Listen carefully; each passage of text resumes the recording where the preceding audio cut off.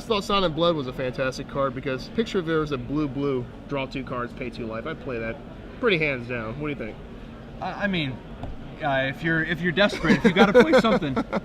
Fortunately, we have nice cards like Sphinx's Revelation. Right, that's true. That's true. So Adam Prosak starting it off with a mountain. His deck, it is blue-red, but it's kind of a halfway between a combo deck and almost like a. Well, yeah, I guess it's like a combo deck and an aggro control, sort of, but mostly it's kind of like a storm deck, really, right? Like it feels like that, yeah, definitely. I mean, you play cards that are so cheap, and then you have cards like Gutter Snipe that just make them explosive. The Electromancer makes all his cards cost 1 less. One of your favorite cards of all time are in there, right? We got a Desperate Ravings, and Pat and I were talking earlier how that card just has so much upside to it. Discarding a card at random, especially in a deck like this, isn't the worst thing in the world, especially once you get one of your Haymakers out. Like in this deck, the Haymakers are Young Pyromancer, Gutter Snipe. But once you do that, you don't care if you discard an instant here or there, you know? It has just so much upside. So, getting his namesake, Young Pyromancer, into play. And Andrew Shrout is also no casual player himself here. He's had some success here in the Open Series. He is playing, like we discussed, a junk control deck. He's got 2 black-white lands out right now. I don't know if he has a green source in his hand because the deck is primarily black, so he can cast pretty much everything besides Thragtusk without green here. All right, so we got some goblins here, some Krenko miniature here. And it's interesting, Burn at the Stake lets all the token making going on in this deck turn into a real big source of damage. Oh yeah, it's like the red overrun, as people have said, and Limited have had a lot of fun with that card. But in this deck, he's just trying to get as many guys he can get out and then just 15 them with it. So we got Desperate Ravings here. We're going to discard a random. Always exciting when doing a random. Definitely better than like a Tybalt, wouldn't you say? That guy never saw some play. I don't know, Brad Nelson played an awful lot of Tybalt. I remember Adam Prosak actually won the Invitationals, traded a Tybalt for a chocolate chip cookie, and he took a picture of it, put it on Twitter, and people cried in outrage of how the cookie trader got ripped off. So we'll see if Tybalt can make a resurgence this last month or so. The tough thing is Tybalt being printed during an era when you have cards like Desperate Ravings That's doing true. such similar things. That's true. Desperate Ravings much better Additionally, than Tybalt. Tybalt, that double red in the casting cost, Right. a little tough. These are all reasons why, you're right. I've seen Desperate Ravens played in older formats too. It's just a good card. So we have Gerald Spencer, he's passing. I think it's a clear sign for Adam Prosak to know I got a Restoration Angel. If he knows Standard, which I know he does, he's weekly column of F&M Hero. He knows that this deck he's playing against is no joke. Yeah, and Andrew has all of his colors now. Yeah. Because of the Cavern letting him cast his only green card that he plays main deck. Yep. Cavern definitely a sweet card, unless you, especially in these mid-range aggro decks, it just lets you splash so easily. It's a City of Brass essentially that just prevents control decks from stopping you. I know when that card was printed, a lot of us control mages were not the happiest in the world, but it turned out to be a lot less painful than I thought. That's mostly just because all of the counter spells are real bad anyway. Yeah. Right? Oh, I can't cancel it. Oh man, what am I going to do now? Alright, so he plays Rest Angel, blinks, siphons 2 more life from Adam, draws, it looks like his hand's full of Messenger and another Resto Angel. Definitely more of a mid-rangey deck, like you said, than the zombie decks of old. Now, it looks like Andrew's just stomping Prosak here. Yeah. I mean, he's got him dead next turn. Is there any chance Adam goes off? Like can Adam assemble 16 points of damage this turn? I think so. I think with Burn at the Stake, you can do so much damage with this deck. Might not be enough because he does get to blink, or excuse me, put Restoration Angel and block 2 of the damage. So let's see, that would be, we'll see. Burn at the Stake here would be 3, 6, 9, 15. He doesn't actually have a Burn at the Stake at the moment, right? Yeah, and he already wasted the 1 mana he needs. He would have had to draw it right here to play his 5th land and then do it. So if he augurs here, because if he augurs, he can battle him up the enough mana to Burn at the Stake. Right. It looks like Andrew's just going to play Restoration Angel in turn, put him down to 5, and then 6 him in the air, unless there's something we're missing in his hand here. And for those not familiar, Burn at the Stake lets him deal 3 damage with each of his creatures. And that's part of really what he's trying to do here, is make lots of tokens with Crinkle's Command or Young Pyromancer, and then using things like Battle Hymn, he can use Battle Hymn to make enough mana, and then finally things like Past in Flames to take advantage of all this mana, or just casting Burn at the Stake. Right, I didn't see the Battle Hymn, so he actually does have enough mana if he hits it here. He also had, doesn't he have Faithful Saluting in the yard? I think I might have flashed that back and... No, he wouldn't have the mana then, so he has exactly 5 left. So he's going for it, hoping it's one of these 2 cards that doesn't get discarded, and then he'll have the 5 to do it. So if he somehow manages to have that last card be a Burn of the Stake, that will be death here. You already looked at it, you can't slow roll. It's like, dead. Yeah, we already know you don't got it. Oh, is this Is this a Faithless Looting? It's not gonna help. Yeah. Okay. Faithless Looting. Let's see. Look at his deck here. The Desperate Ravings. Okay, so he could hit another Battle Hymn here. Nope. It would have to be Battle Hymn and Burn of the Stake, and then he still wins. It just keeps getting smaller and smaller chance here. There's a Gutter Snipe and a blue card. It's not gonna do it. So I think we may have come to the end of the road for the Young Pyromancer. So we moved to game 2 after Andrew shows the Restoration Angel. Alright, F&M Hero down a game.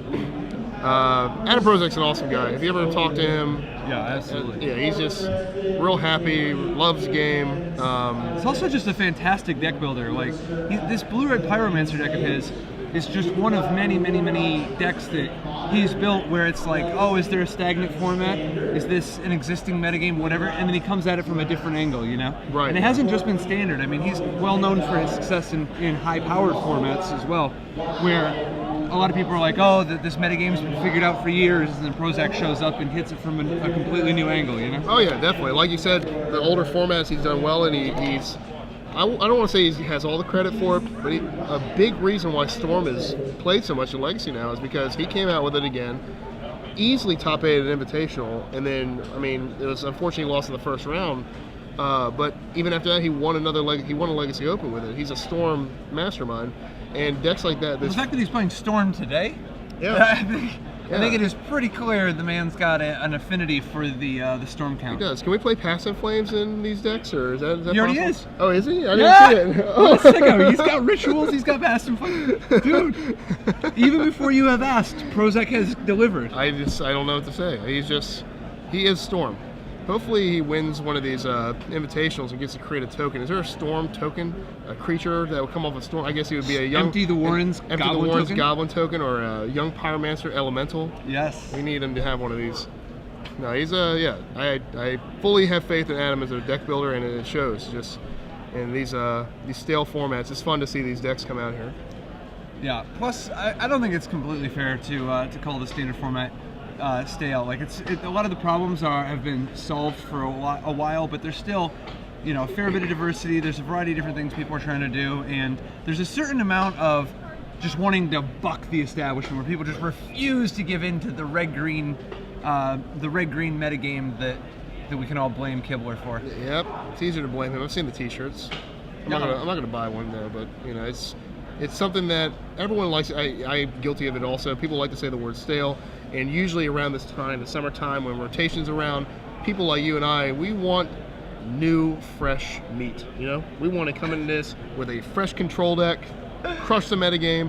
And right now, I'm not going to brag or anything, but the last Invitational, I had a 0% win percentage in Standard. Sure. I don't want to brag, but I hope with a fresh start, maybe I'll be able to Sphinx Revelation for a few more wins than that. Dude, I remember a few years ago, somebody's car got broken into. All their Magic cards got stolen, their boxes of Magic cards and everything. And it was this, the thing that was so messed up about it is the person left a Blame Kibler t-shirt in the back of their car.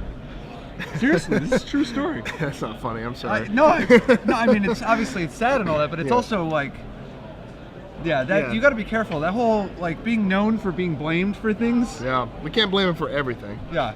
Well, he didn't actually get the blame in that one, and it certainly wasn't his fault. But I remember I played. Who breaks into a car and leaves a T-shirt? I don't know. It seems very movie-esque. Little note here, little trading mark. So Adam Prosak attempting to become the Jay-Z of Magic with the fake-out retirement. Yep, here we go. In order for his latest album to sell well. It wouldn't be the first. I think a lot of times Magic conflicts with real life responsibility, but we make it work. And I think Adam might take a little break, but he'll be back. Yeah, Magic sometimes is like anything else that people love. Sometimes they'll be doing it a whole bunch, and then they're like, oh, I want some balance in my life. I want to do something different, so they pull back more than they normally would. Right. That's the truth. All right, Andrew and Adam. So dual ends out of each. Steam Vents versus Godless Shrine. Do we have our young Pyromancer? We have a Goblin Electromancer here. Very cool card in this deck. I mean, it makes everything so cheap because everything already costs 2 anyway. So now it's down to 1 for the majority of his cards.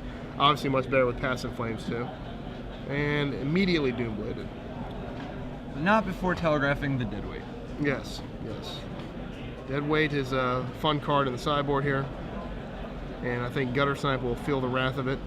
Problem with a weakness of Adam's deck is the creatures are pretty fragile, being 2 power or 2 toughness or 1 toughness.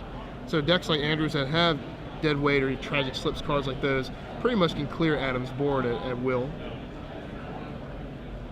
So Sign and Blood, again, I really like cards like that. I like playing Knight's Whisper back in the day when I was playing Black Control. And they're both playing 2 mana, draw 2 cards here. All right, random. Random can hurt, but And I think burning the stake. Burn the Stake is gone. And I think he has 3 in his deck, so 2 left. And of plus course, the Passive Flames, of course. Right, plus, yeah, of course. So Passive Flames lets him rebuy. Ooh, big old demon. Now Prosak's deck is above average at being able to deal with a Desecration Demon, though. True, yeah. I mean, in terms of just tapping it over and over again. Yeah, I think actually, would you board that card out in this matchup, the Desecration Demon? I'm not sure. Like, if you have enough ways to kill, if you have enough ways to kill your opponent's creatures, whether the Pyromancers or the Krinkos Command, and maybe he thinks he can just power through it, That's true, yeah. And also, it's a big body. Yeah, looking at Andrew's deck, he has 3 Golgari Charm on the board. That's got to be great against this deck. It's going to be amazing. Being able to clear the board at will. He's got Blood Baron, not very so great against this deck. Duress, pretty good. So we're going to probably see Deadweight's, Duress, Golgari Charm coming in from Andrew's side. So there we see Passive Flames discarded to the Desperate Ravings. Showing the strength where it really is, drawing you extra cards now, because now he just has that Yawgmoth's Will sitting in his graveyard. Oh yeah. And Adam Prosak rubbed his hands together, pretty excited. It's pretty fun to discard flashback cards, I think. And it looks like we're going to combat, giving Adam the option to sack Augur Bolus, but he's not going to. Take it to 6. And we saw Andrew's deck be able to dish out a pretty absurd amount of damage in a short period of time. I mean, it was 2 attack sets basically before he was at lethal damage there. So yeah, Andrew's deck definitely hits pretty hard. Oh, there goes another burn at the stake. So we're down to 1 in the yard and 1 in the deck. Yeah, I think Andrew has got quite the appetite. He does. He's very hungry. Yeah, mostly for brains. Oh, the art on that card is pretty gruesome. I mean, the name is Appetite for Brains. Magic, remember? What are they going to put? How do you draw somebody who has an appetite for brains without it being gruesome? Well, how you about just have like a picture of Sir Anthony Hopkins? Yeah, I mean, yeah, there you go.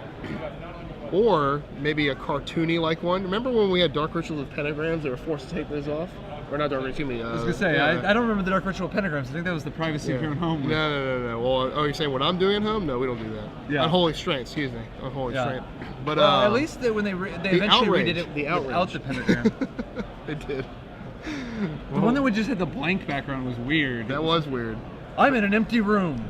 But the soccer moms across the United States were happy. Their children were not having Dark Rituals at home, nor were they having pentagrams at home. Meanwhile, fast forward to today, where the next set coming out is about how much devotion to black magic you have so that you can harness a demon that requires you to sacrifice things to it. PG-13, my friend. PG-13.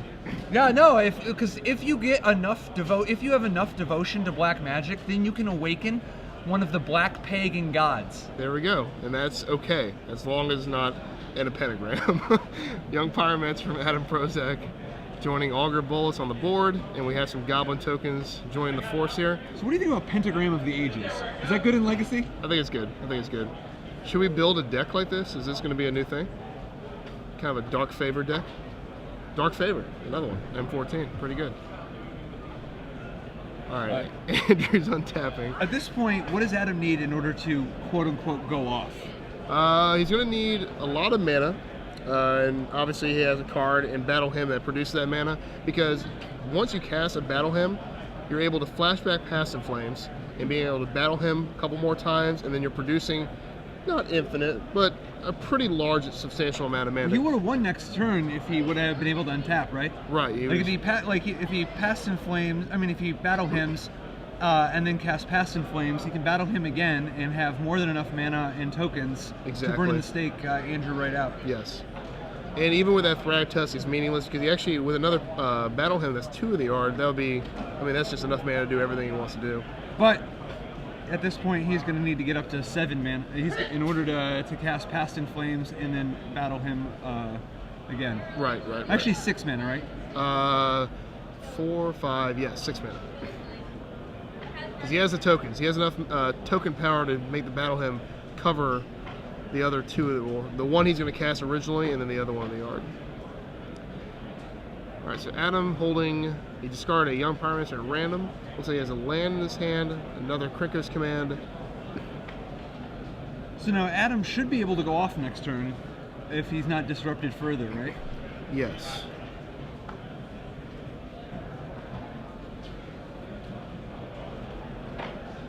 Let's see.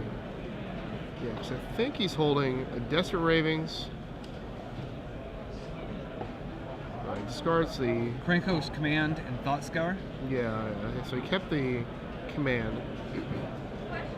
Alright, so Andrews really doesn't have much disruption at this point, besides he used the 1 Duress in his deck, and that's all he has. Oh, he has 2 more, excuse me, so he has 3 Duresses. It looks like he might actually just draw a Duress this turn. Oh yeah, so he goes to 3 Duress. So Duress is a good way to stop Adam. Well, the problem is that he's got Adam's going to Past in Flames next turn, then cast Battle Him.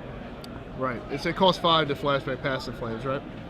So he's going to need to draw 1 land to do it. So as long as Adam, and now he's down to 4 creatures too. So a Battle Hymn will net him 4 mana.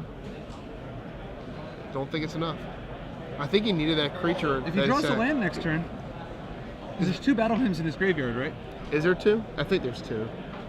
Yeah, who can tell with the size of these guys' graveyards? Yeah, Adam's not. Is that a Battle Hymn? I think that's a Battle Hymn. Uh-oh. things are getting real exciting here. Do we have one of those bells? Dude, that's got to be the new thing. If we can get a bell.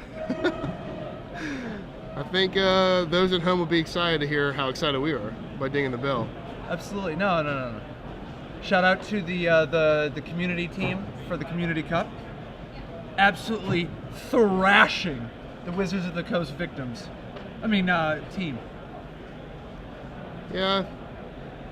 I think, I wouldn't have put my money on the Wizards of the Coast team. Not say that they're... Whoa! That's not too... Desperate Ravings, what is going on? Maybe... Don't you just Battle Him? Yeah, maybe he doesn't have the Battle Hymn. Wait, that card is Battle Him. You're right, it is. Well, it's because he Battle Hymns for 3, and then he casts Passive Flames, so he'll have 7 mana total. He can use 2 more to Battle Him again.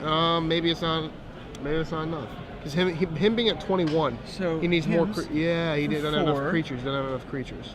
Well, he's got enough now. Yeah. Adam can survive 1 more turn. So survive, kill him. Let's do this. So that's 4. Yep. Wait, does he only have 1 Battle Hymn in his yard? He should have 2, because he definitely drew 1 that turn. I know he had 1 earlier.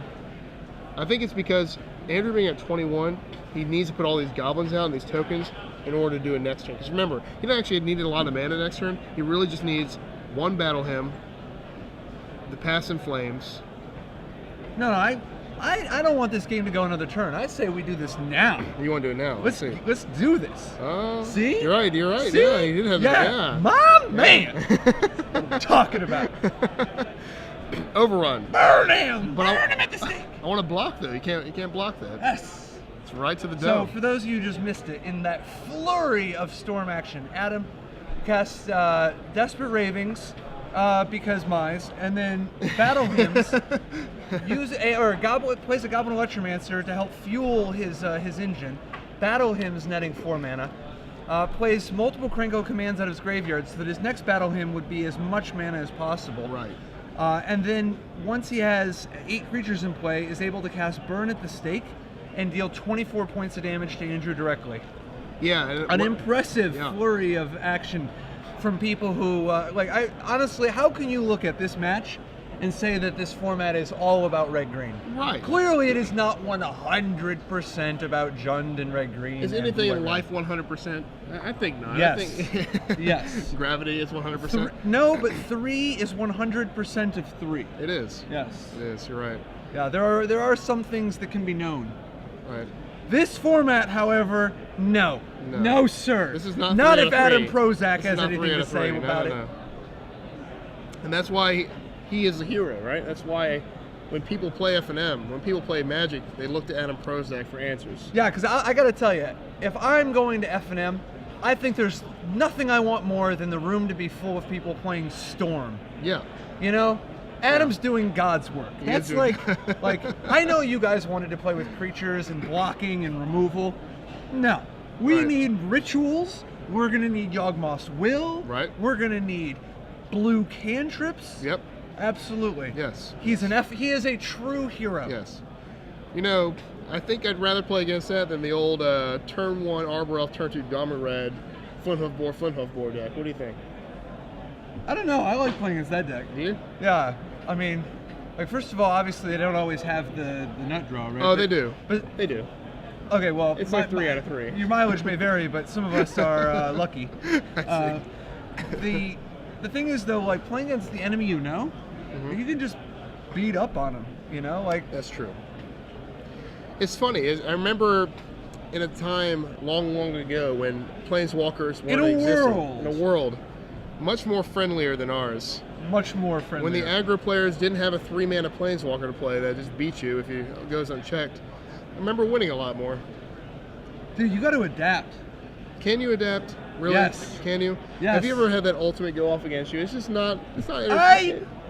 So at Tell the me you at won. the, at the Tell me you at won against that ultimate. Montreal, my opponent played a turn 2 Damrod, and he ultimated it, and then he played another Damrod And they ultimated that one too, right? Well, no, it doesn't do anything. So he's just got the Damrod up to like 11. Right. I beat a Damrod that was activated like 16 times with Esper. I might need video evidence for this one. No, I won the match too.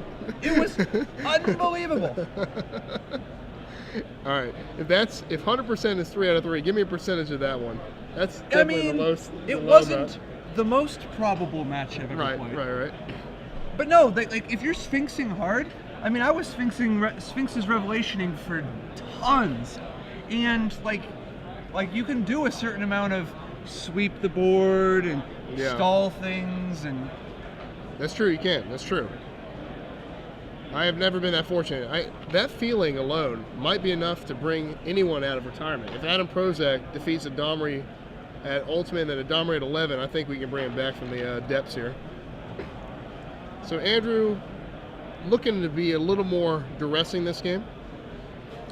Looking to rip that hand apart and so duress is okay, but the problem with duress is that most of Adam's key cards, Desperate Ravings and Faithless Looting and Past in Flames, all have flashback. That's true. So the duress can slow him down, but what Andrew really needs to do is put him on a nice quick clock, like he did in Game 1. Right. Because while Adam's deck can go off out of nowhere, it is not the fastest Storm combo deck that I've ever seen.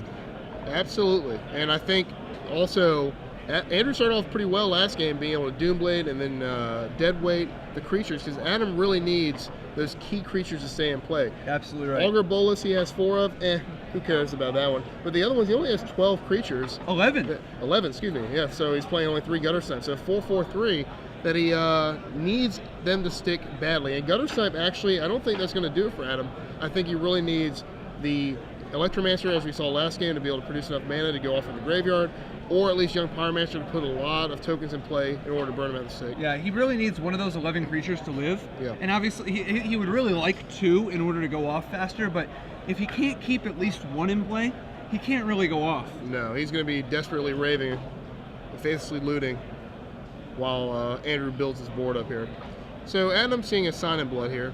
And the key to those 11 creatures is that each one makes all of Adam's other spells better. Young Pyromancer effectively makes every spell have, a bonus kicker of an extra 1/1 token. Right. Which is already half of the Krenko's command that he plays. Exactly. And then Goblin Electromancer, it's like every card's a ritual because every card costs 1 less. And then Gutter Snipe, it's like every card is direct damage. Yeah. Definitely the synergy's there. It's really cool to see. Is it just me, or does that swamp bother you a little bit on Andrew's side? It doesn't bother me. I mean, I wouldn't play with it. Yeah. I don't rock White Border Land, but at least if he's going to play White Border Land, he picks something classy. Yeah, it's with classy. the full mana symbol and He's like staying nice classy. artwork. He's staying classy. Yeah. Like it could be worse. Like he could be showing up with like a really dirty, beat up, played 4th edition basic swamp. I agree with that. Oh my god, 5th edition basic swamp I think might be the worst. Yeah. Yeah, can we get a rolling on that? Worst What? possible swamp? If you're at home, tweet at us at SCG Live. Let us know what's worse: a white bordered 4th edition beat up basic swamp, or a 5th edition beat up white bordered basic swamp. Yeah, we're talking You real be the beat, like judge. with the hand gunk on it from the sweating and stuff. Yeah, like I haven't used sleeves since it was printed in 1996. Or you've been using those. Remember those Kmart sleeves, the real loose plastic ones? Those are real nice. One of those. Yeah. Well- Those, I think you need a double bag if you use it. So Can we say that? Andrew, Sign in Bloods. This time, what's he even looking for? He needs a creature. A creature, yeah. I think Andrew needs creatures to win here. But drawing cards is fun. Does he have 2 Golgari Charms in his hand? I think so. Wow. That's like literally the best card in his deck in this matchup, right? Right, yeah. Last game, a Golgari Charm probably would have done Adam in. I see, and the important thing about Andrew is kind of like a Wrath of God. You really need to time it Instant perfectly. speed. Instant speed For Wrath. 2 mana. Yeah, it's not bad. Uncounterable. Because he's not playing any permission. Correct. That does make it uncounterable. Alright, we get a Battle Hymn discarded at random. Adam's like, whatever, man. I got my graveyard. I got my Passive Flames. I don't need that right now. Somebody needs to give Adam the Deck Builder of the Week award. This deck is a nice one. It is. This is like a nice mix of some good cards and some cards that were fun to think about, but not a lot of people really use that much. Yeah, I remember old incarnations of Burn at the Stake, but it was definitely less. This feels so combo-y and well put together. Remember the old Burn at the Stake? I don't know, it wasn't really that competitive, but it actually played Krenko himself, and it was just trying to do it the hard way. The mob boss? The mob boss. Yeah. The boss. And Yeah, now... I worked for him once. I know that guy. He's not actually that good of a Magic card. Oh, I see. Did you leave with a broken leg or two, or we're good? No, he did. He would always just get searing speared. Oh yeah, that's true. So we've got 2 tokens delivering the mediocre beats. Yep.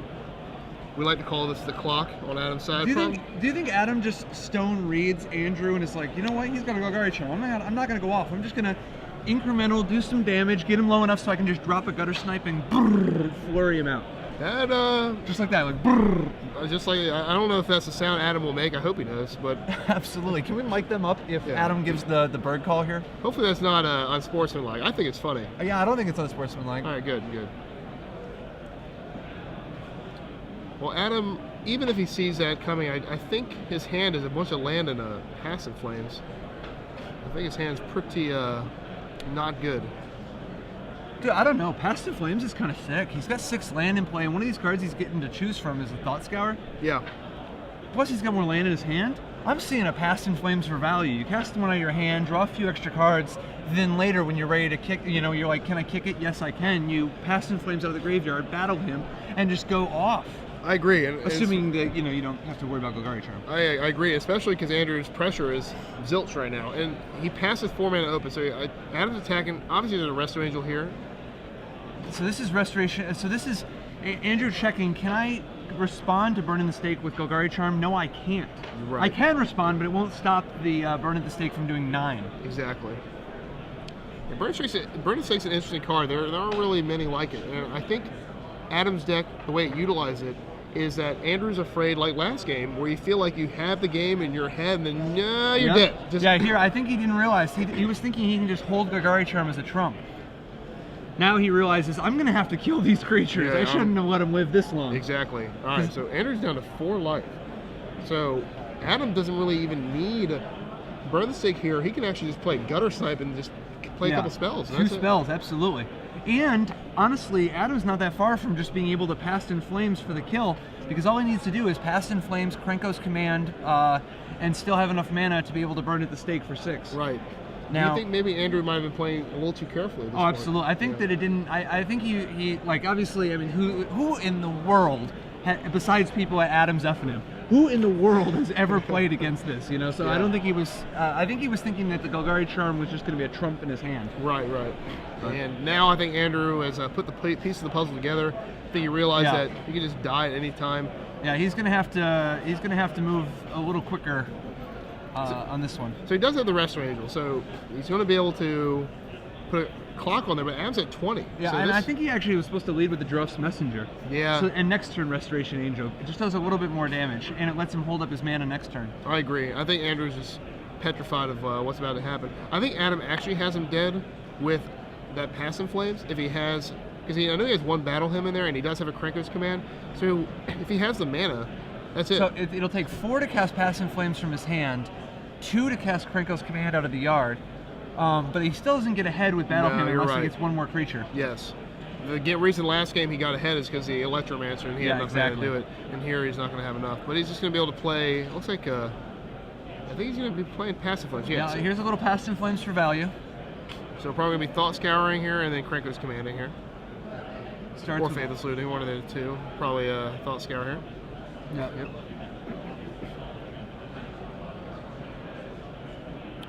Okay, so Andrew will then play Resto here, or he's going to play Golgari Charm. Probably Golgari Charm here. Oh, Resto. No, because he can Golgari Charm on his own turn and cast Droth's Messenger. Right, yeah.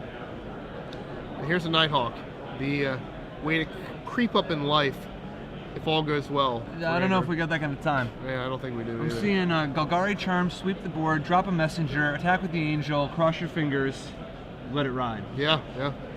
I mean, that's the best this black deck can hope for, you know? His hands are tied. All right, he says Vampire Nighthawk.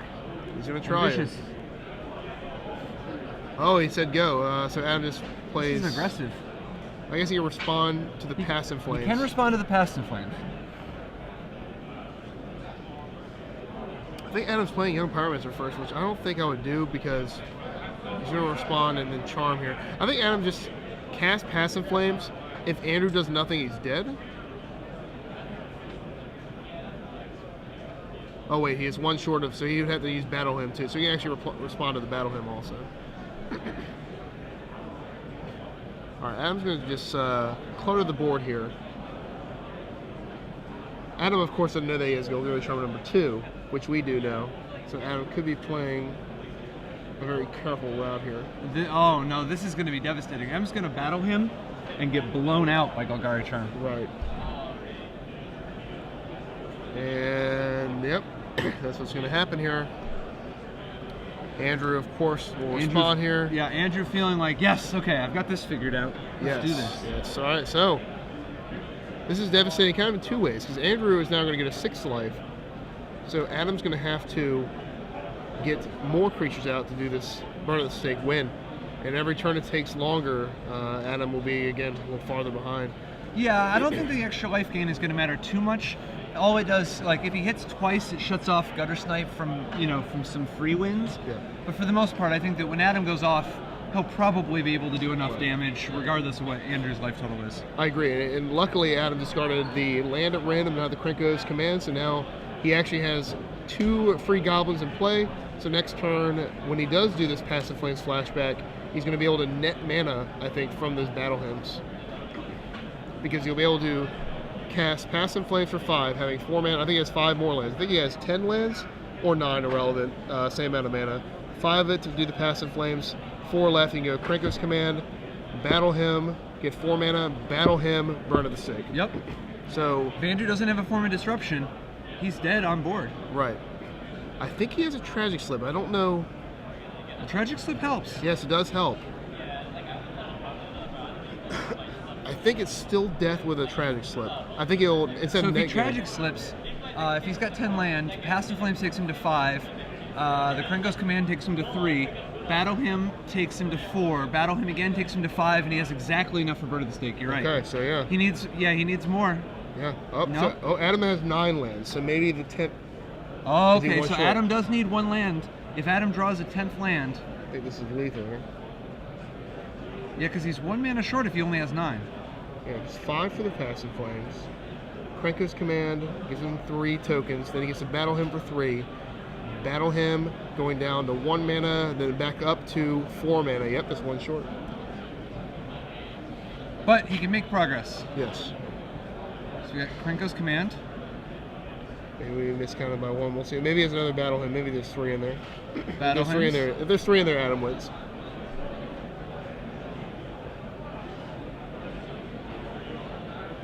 Oh, Oh, he drew the land. Exactly land. enough. Yep. Now he's just Krenko's commanding for value. Yeah. Yep. Andrew sees the writing on the wall. Adam Prosak draws the 10th land, which lets him go off. Storm comboing out Andrew Yeah. Shrout and his zombie junk control deck. An impressive win from Adam Prosak. It's funny because when we see combo decks in Standard, we have a different feeling for them. Most people do that I've interacted with. How do we feel? We feel good because you're missing a whole chunk of the competitive wheel in Standard most of the time. A lot of time in Standard, there's a void for combo, and Adam is playing a deck where it creates a new problem for deck builders everywhere, and you want to be able to have game against everything. So like in Are Legacy, they trading right now? Yeah, maybe they're trading decks. No, like Oh, that's a trade binder? All right, Adam, being the gentleman he is, will win and then give Andrew a good trade on some cards. Maybe he's trading him the rares he needs. I was for trying to Adam's figure out, deck. is this a trade binder or is this just, here, could you sign one of the cards in my binder? One or don't the know. other. Might also, We have no idea. Well, something is happening. I'm sure Adam's being a soldier and a knight here, either signing cards or giving him a good deal for an opponent he's just slaying here with a pretty sweet combo deck. But don't you think the combo decks in Legacy are much more of a menace or older formats? I mean, combo decks, it's like, it's one of those things, when it's a fringe deck, when it's a surprise deck, when it's not very, when it's a small part of the metagame, it's everybody's hero. If you're one of the, 7 guys in the room playing Dragonstorm,